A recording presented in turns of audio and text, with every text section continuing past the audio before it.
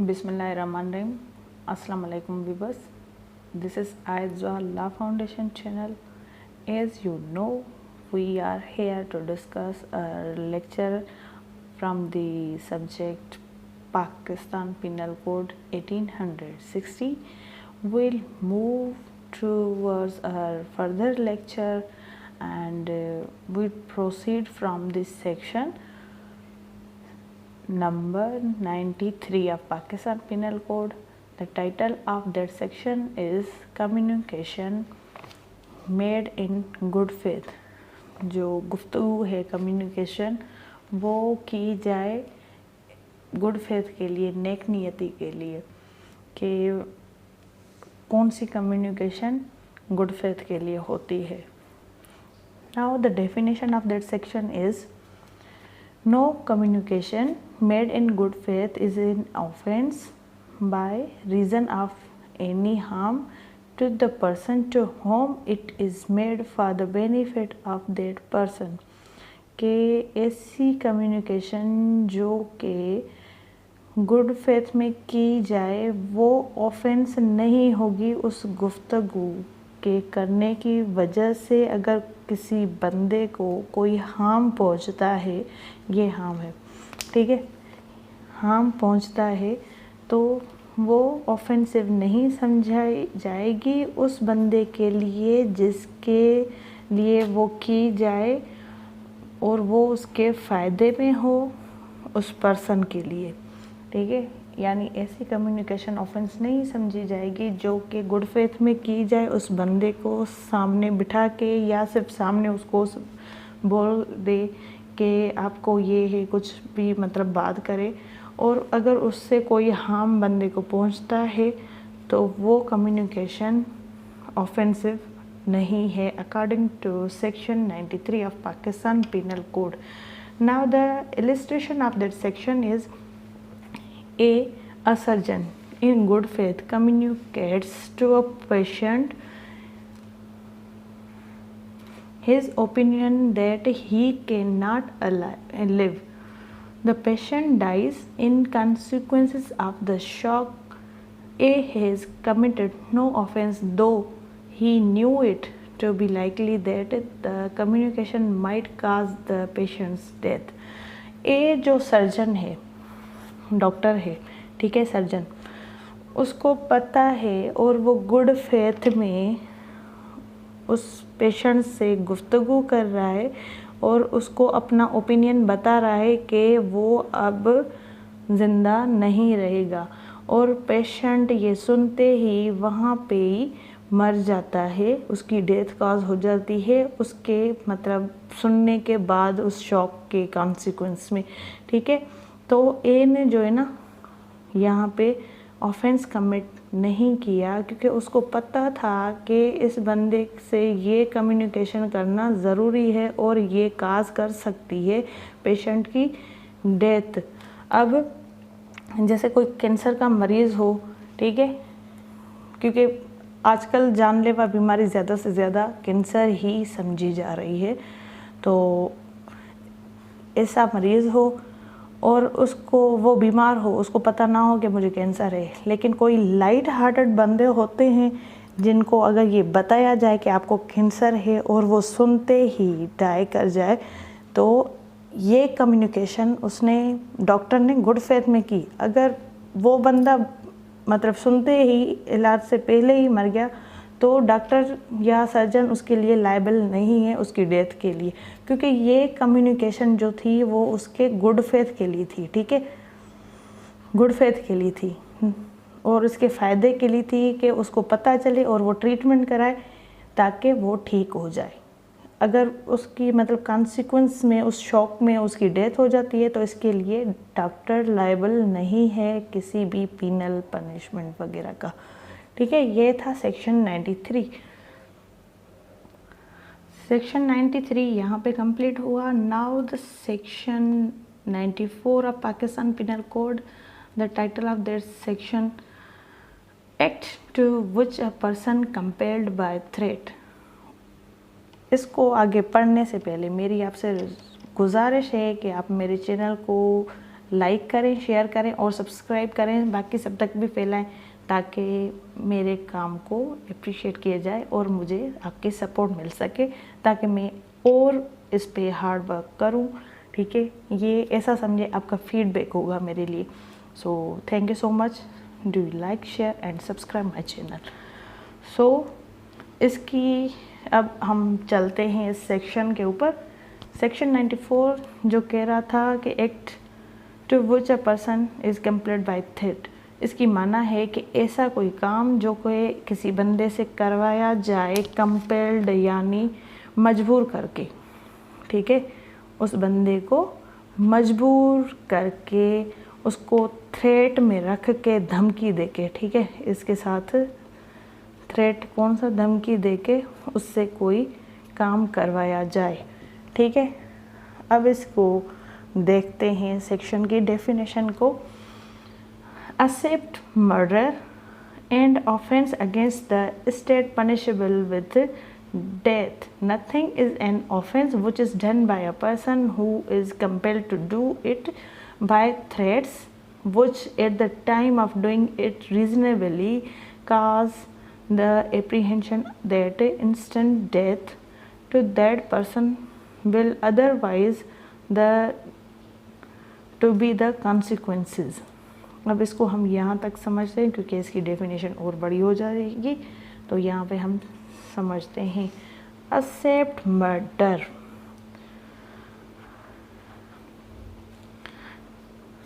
कत्ले अमद जो है,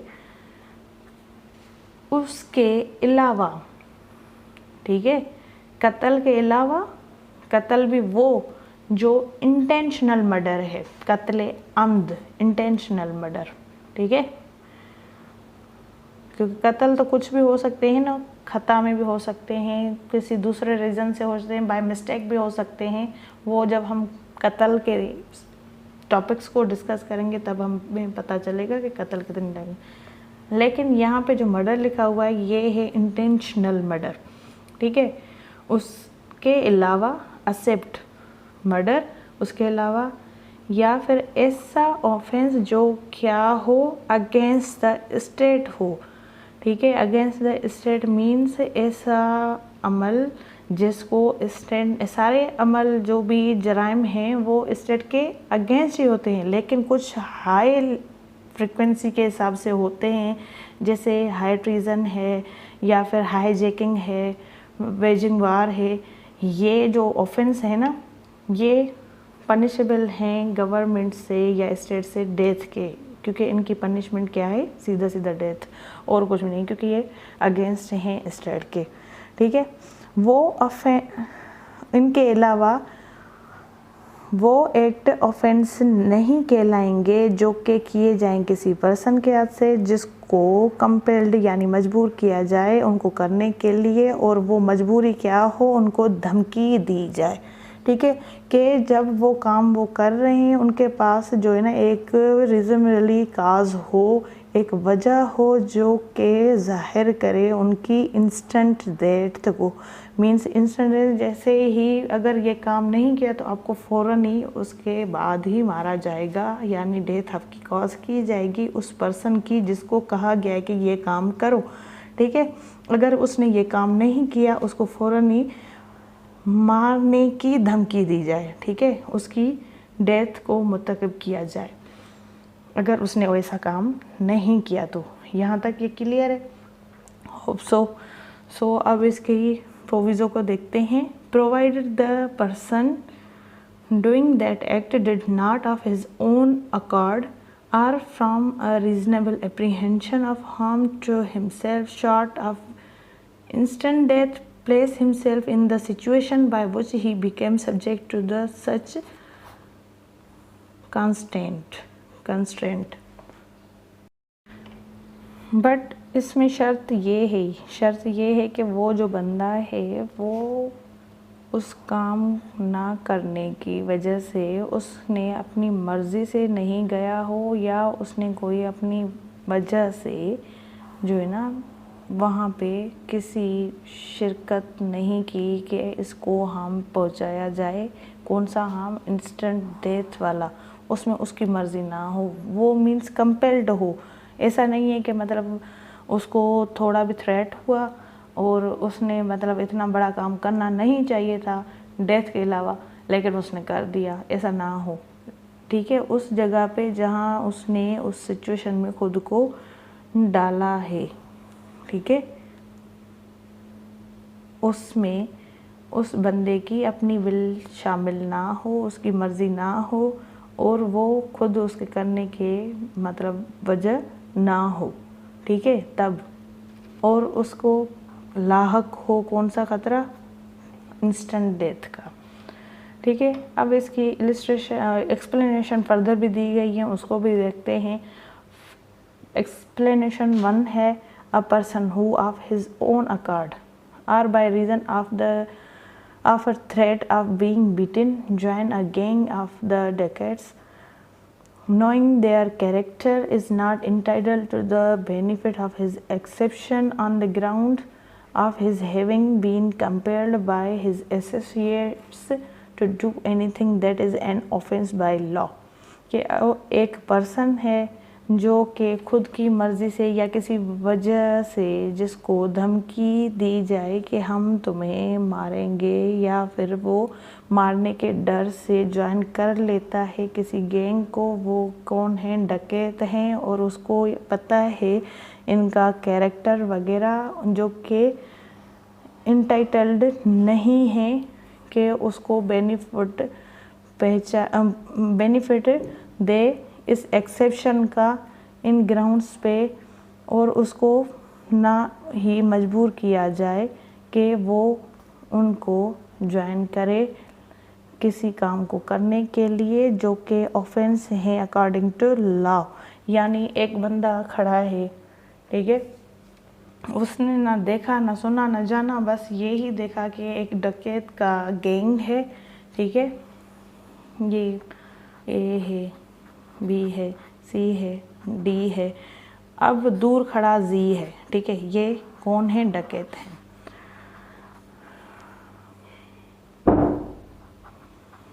डकैत से, ठीक है, ये एक अनजान बंदा खड़ा है। अब ये ना इसके ऊपर ना फोर्स इस्तेमाल करते ना कुछ, और इसने खौफ के मारे आके मतलब मारने के डर से, जो ना कि अगर मुझे मारेंगे, इससे पहले ही इसने बिना कुछ जाने इस डकैत को ज्वाइन कर लिया, जो ये गैंग थी इसको ज्वाइन कर लिया। तो इस बंदे के पास अब ये ग्राउंड नहीं है एक्सेप्शन का, ठीक है, ग्राउंड नहीं है एक्सेप्शन का, कि क्योंकि इसको ना तो इन्होंने इनवाइट किया, ना इसके ऊपर कोई थ्रेट यूज़ किया, ये खुद में ही खौफजदा होके मारने के डर से उनको ज्वाइन कर लेता है। अगर इसमें से कुछ काज हो जाए तो इस जी के पास कोई ग्राउंड मौजूद नहीं है, जी के पास, ठीक है। अगर ये गैंग इसके ऊपर थ्रेट लगाते, ठीक है, इसको थ्रेट देते किसका, इंस्टेंट डेथ का, ठीक है, तब इसके पास जवाब मौजूद था कि वो इनके ऊपर ये एक्सेप्शन का ग्राउंड लेके अपना रिलीफ ले सकता है। लेकिन इसने ना जाना ना सुना, कुछ भी ना किया, जी ने जाके ये गैंग ज्वाइन कर ली, तो अब जी के पास ये ग्राउंड मौजूद नहीं है थ्रेट वाला, कि मुझे किसी भी काम को कंपेल किया गया कि हम तुम्हें थ्रेट दे रहे हैं किसका, इंस्टेंट डेथ का, तो इसके पास अब ग्राउंड नहीं है। नाउ एक्सप्लेनेशन नंबर 2, जिसमें बताता है a person seized by a gang of dacoits and forced by threat of instant death, ठीक है, to do a thing which offends by law. For example, a smith compelled to take his tool and to force the door of a house for the ducats to enter and plunder it is entitled to the benefit of this exception। अब इस दूसरी वाली explanation को समझते हैं कि एक person है जिसको सीज किया गया यानी पकड़ा गया है, किसके तरफ से, वो जो गैंग है डकैट्स का, उन्होंने पकड़ के उसके ऊपर फोर्स यूज़ करके उसको थ्रेट दिया, धमकी, ठीक है, धमकी दी किस चीज़ की, इंस्टेंट डेथ यानी फौरी हलाकत की, ठीक है, कि हम तुम्हें हलाक कर देंगे कि ये काम करो, कि कोई चीज़ जो कि ऑफेंस है किसकी तरफ से, लॉ की तरफ से, कोई चीज़ लॉ में ऑफेंस है और किसी बंदे को मजबूर किया जाए कि ये काम करो। और इसमें जो मिसाल दी गई है गैंग की दी गई है, कौन सी गैंग, जो डकैत हैं उनकी, ठीक है, उन्होंने धमकी दी एक बंदे को और उसको कौन सी धमकी दी, मौत मार यानी फौरी हलाकत की, अगर ये काम नहीं किया तो तुम्हें मार देंगे। अब इसमें एक एग्जाम्पल दिया गया है, ठीक है, for example a Smith compelled to take his tools and to force the door of a house for the dacoit to enter and plunder it is entitled to the benefit of this exception। अब इसमें मिसाल दी है कि एक लोहार है, लोहार जो है, जो मतलब इंस्ट्रूमेंट्स बनाता है, उसको धमकी दी गई है और उसको मजबूर किया गया है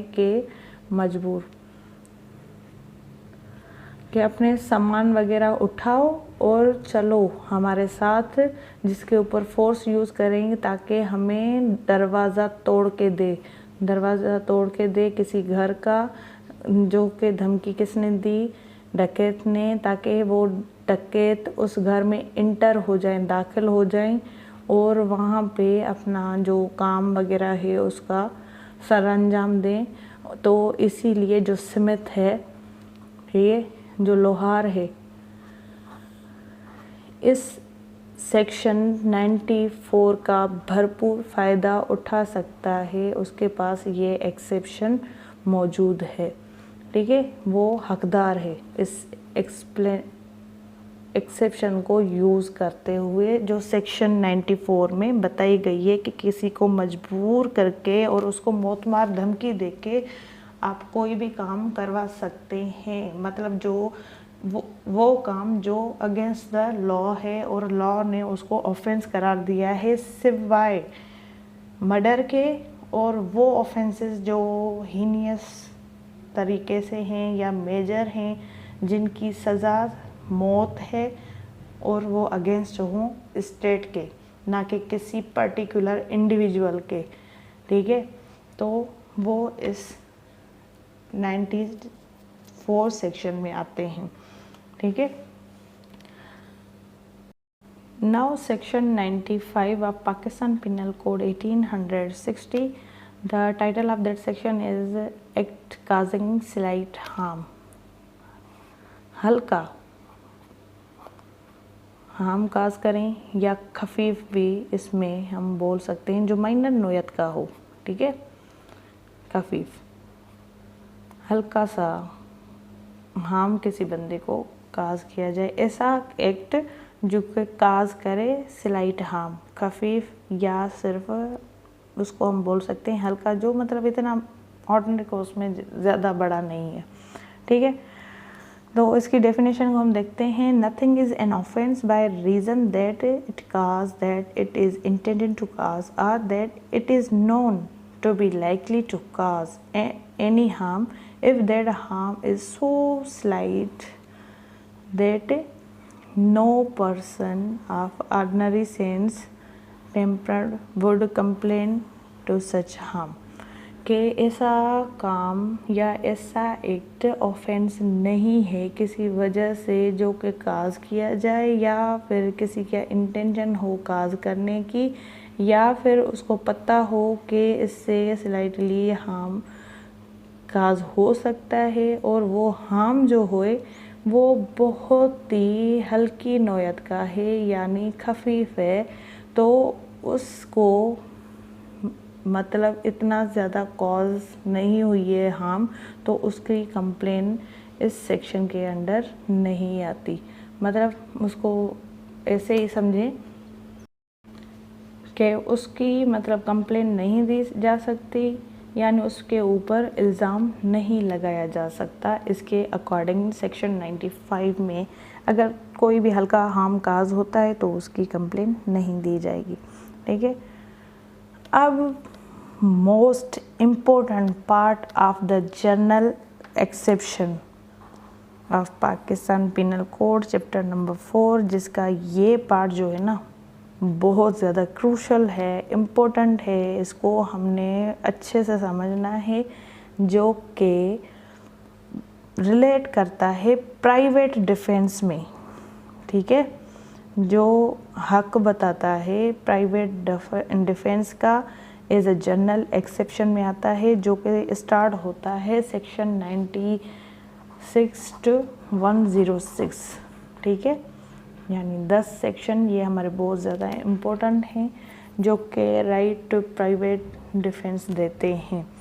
ठीक है, section number 96 things done in private defence, चीज़ें जो कि की जाएं खुद अख्तियारी में। ठीक है, ताकि अपने राइट्स को महफूज किया जाए खुद अख्तियारी। ठीक है, दिफा किया जाए अपनी खुद अख्तियारी का, और उसमें ऐसी चीज़ें काज की जाएं जो इंसान का ज़ाती दिफा करें, ज़ाती प्राइवेट डिफेंस। ठीक है,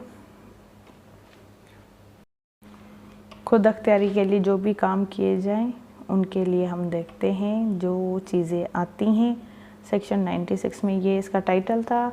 अब इसकी डेफिनेशन को देखते हैं। The definition of that section is nothing is an offence which is done in the exercise of the right of private defence. वो चीज़ ऑफेंस नहीं है जो कि की जाए अपना जो हक है, कौन सा वाला, खुद अख्तियारी वाला, उसको प्रोटेक्ट करने के लिए। ठीक है,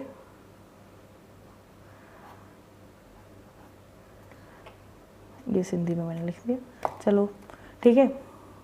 वो ऑफेंस नहीं समझा जाएगा। अब खुद अख्तियारी वाले राइट में कौन सी चीज़ें आती हैं, यानी राइट ऑफ प्राइवेट डिफेंस कौन कौन सी चीज़ें हैं, वो हमें सेक्शंस में आगे बताएगा।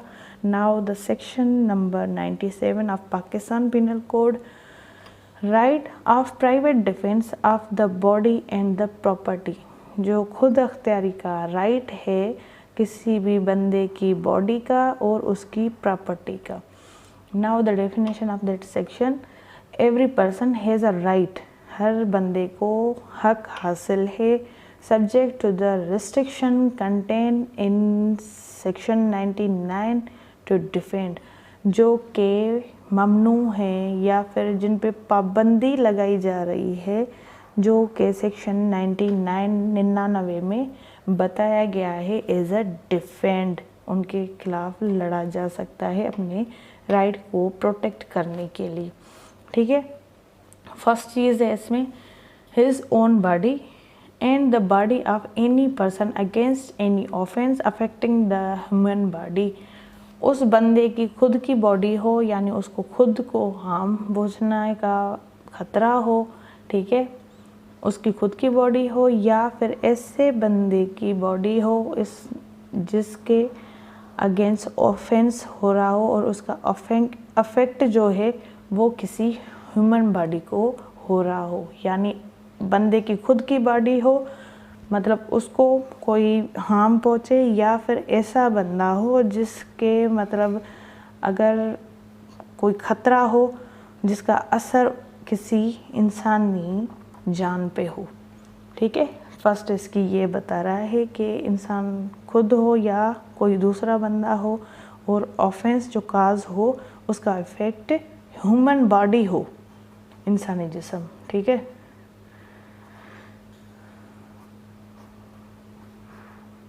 मुतासिर हो, इफेक्ट हो। ठीक है, नाउ सेकेंडली इसमें फर्दर प्रोविजो है। Secondly the property whether movable or person are immovable of himself or of any other person against any act which is an offense falling under the definition of theft, robbery, mischief, criminal trespass, or which is an attempt to commit theft, robbery, mischief or criminal trespass। या फिर property जो मिल्कियत है, ठीक है, मिल्कियत चाहे वो movable हो, section 22 movable हो, या फिर इमूवेबल हो, उस बंदे की हो या किसी और बंदे की हो, जो कि अगेंस्ट बता रही है एक्ट जो कि पाकिस्तान पीनल कोड के अंदर, इस कोड के अंदर बताए गए हैं ऑफेंस जो कि फाल करते हैं। उनकी डेफिनेशन कौन सी है?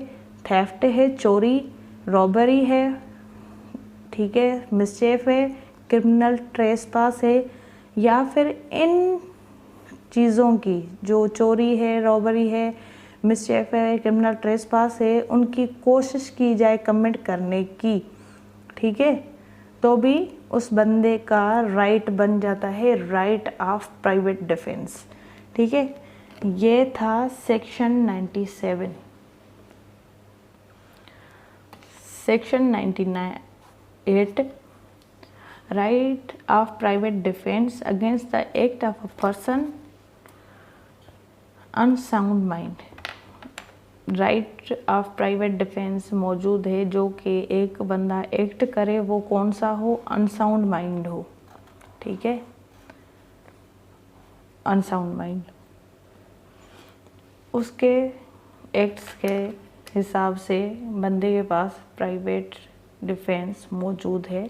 अब इसकी डेफिनेशन को देखते हैं। When an act which would otherwise be a certain offence is not that offense by reason of youth or want of maturity of the understanding, the unsoundness of mind, or the intoxication of the person doing that act, or by reason of any misconception on the part of that person. Every person has the same right of private defense against that act which he would have if the act were that offence, ठीक है, कि किसी भी बंदे के पास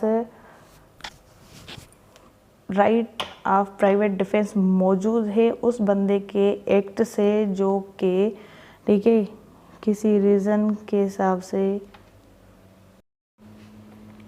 कम उम्र का बच्चा जो है, ठीक है, कम उम्र वाला बच्चा वो कर दे, या फिर उसकी इतनी एज ना हो कि वो समझ सके उस एक्ट को करने की, या फिर एक बंदा जो कि अनसाउंडनेस ऑफ माइंड की हालत में है, या फिर इंटॉक्सिकेशन जो नशे की हालत में है और वो ऐसा कोई एक्ट करता है, या फिर किसी गलत फहमी में आके, या फिर उस बंदे के ऊपर उसका कोई एक हिस्सा हावी हो जाता है जो कि हर बंदे के पास मौजूद है, वैसे ही जैसे हर बंदे के पास राइट मौजूद होता है प्राइवेट डिफेंस का उस एक्ट के अगेंस्ट, जैसा कि वो एक्ट वैसे ऑफेंस है, ठीक है। अगर वो एक्ट किसी इन बंदों के हिसाब से, यानी जो यूथ वाला है, कम उम्री वाला है, जिसको समझ इतनी नहीं है, या फिर पागल है, या फिर कोई नशे की हालत में कोई एक्ट